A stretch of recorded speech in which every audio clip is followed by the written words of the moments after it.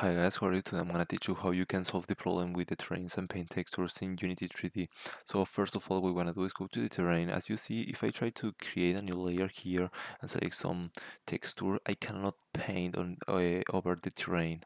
I'm clicking here and it doesn't work. So what we wanna do is go to the terrain settings here in the terrain tab in the inspector, then select the material option and find the default terrain material diffuse. If you don't have this option here, what we're gonna do is go to the folder that you want and create a new material here. Call it, for example, I don't know, terrain material. The name doesn't even matter.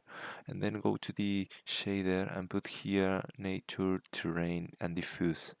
Now go back to the terrain, go back to the terrain settings here and select the material that we have created before. And now the problem is fixed, we can paint over the terrain. So for example, I can create another layer and pick some brush size like this and paint with this. Okay, that's all guys, thank you for watching and see you later.